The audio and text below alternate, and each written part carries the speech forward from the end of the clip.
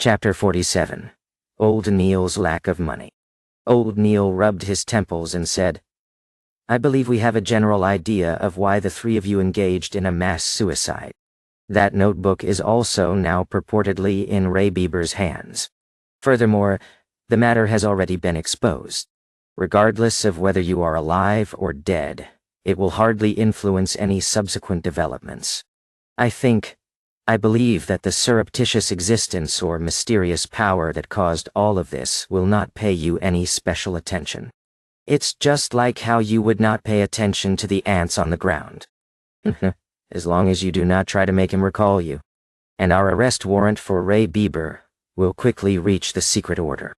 They will also be able to guess that it is related to the Antigonus family's notebook. Believe me, for a secret organization that has been in existence for more than 1,000 years, it has many channels of information. Therefore, their focus will be diverted to Ray Bieber's whereabouts, in a bid to find the notebook before us. They will not, nor is it possible for them to harass, stalk, or deal with you. Lad, congratulations on stepping out from the shadows of the past. What follows will be a brand new journey filled with sunlight." No.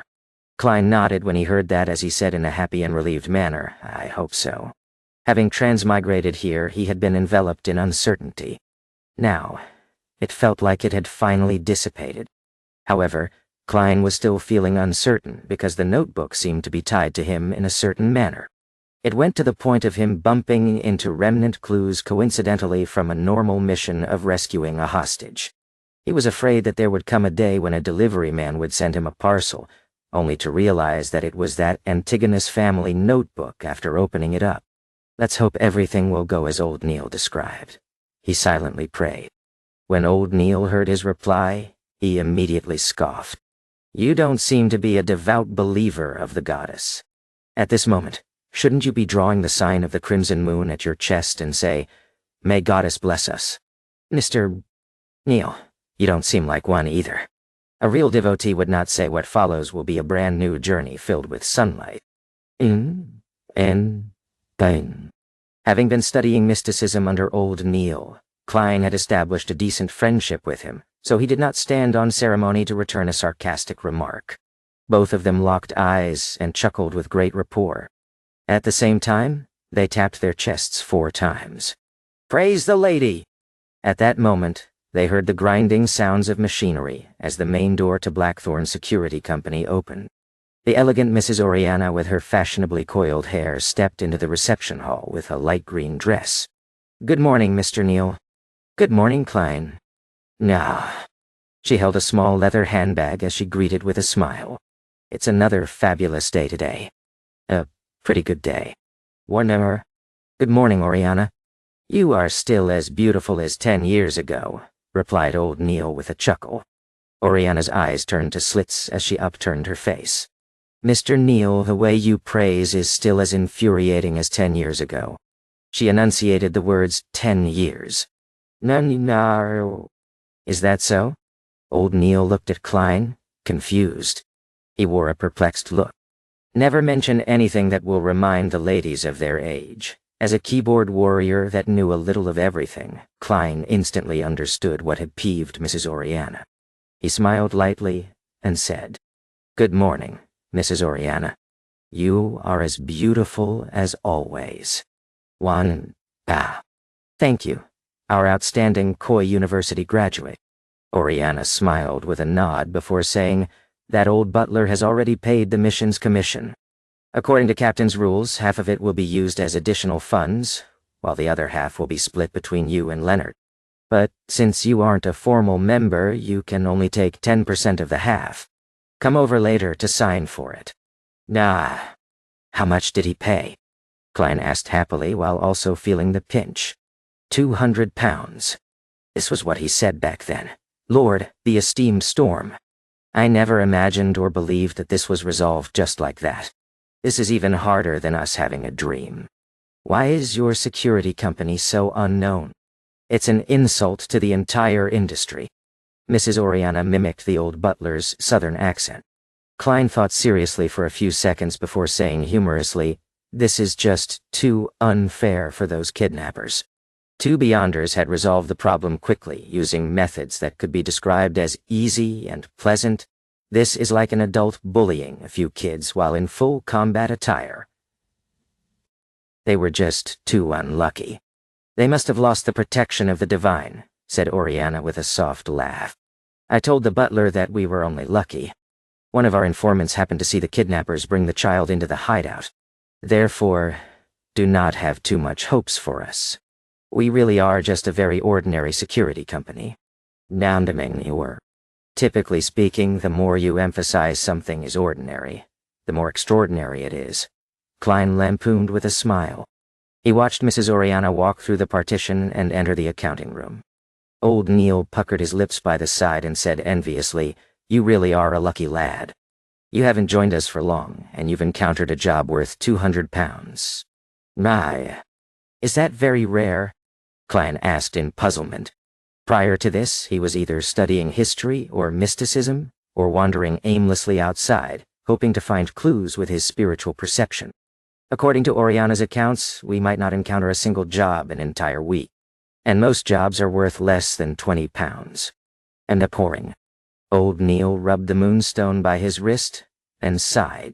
Following that, he looked at Klein with anticipation. If you encounter any similar jobs in the future, remember to inform me. Upon hearing Old Neil's words, Klein suddenly felt a strange feeling arise in him. Therefore he asked directly, "Mr. Neil, you seem to be lacking in money. How much do you get paid a week? If you aren't comfortable telling me, just ignore my question." Wah. Old Neil leaned back into the sofa and chuckled. "This isn't something that needs hiding. I've been here for so many years. At present, I will obtain salaries from both the church and the police department every week. A total of £12.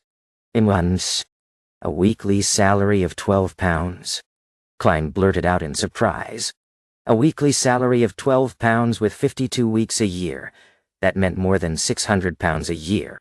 Back when he read the Tingen Morning Post and Honest Paper, they had mentioned that high-profile lawyers only earned £800 to £1,000 a year.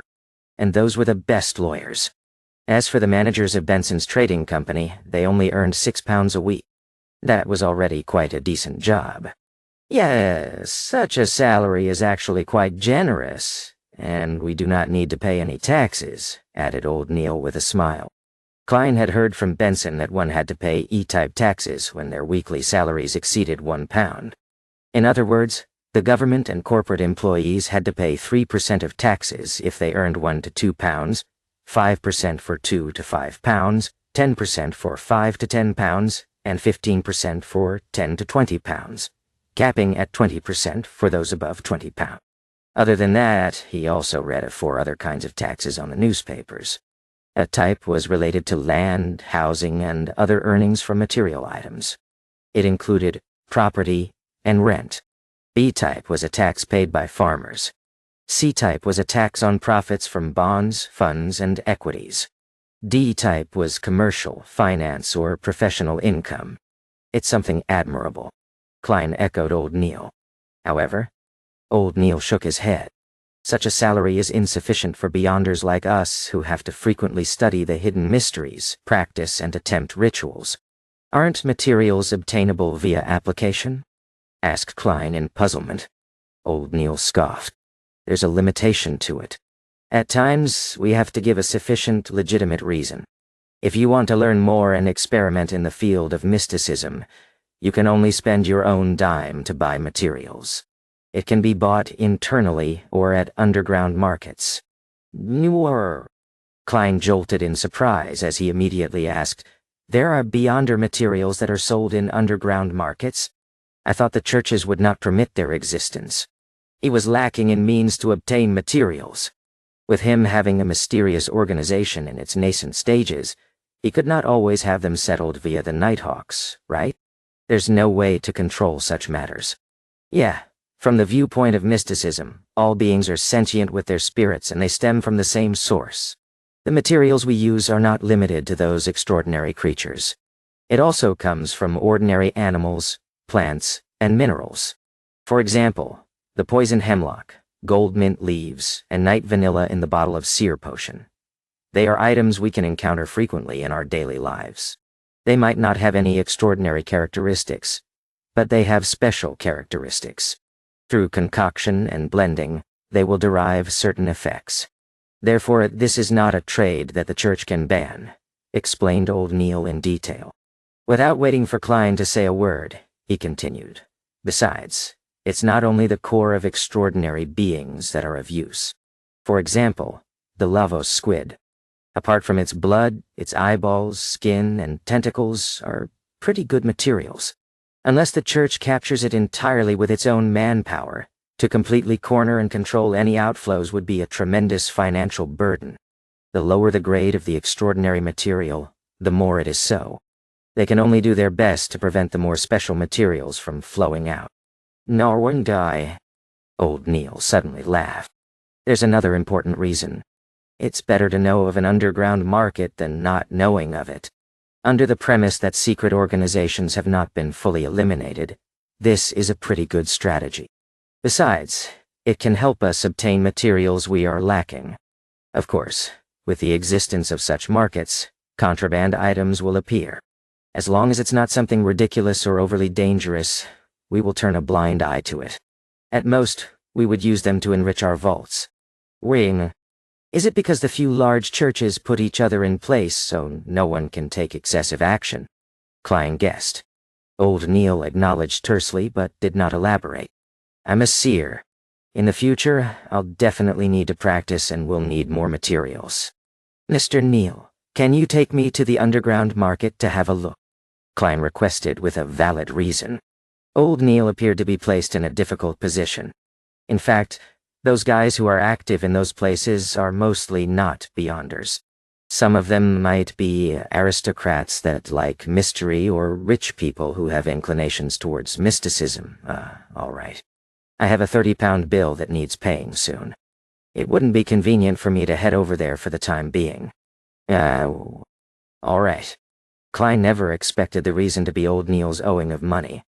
Moments later, he said with deliberation, "Mr.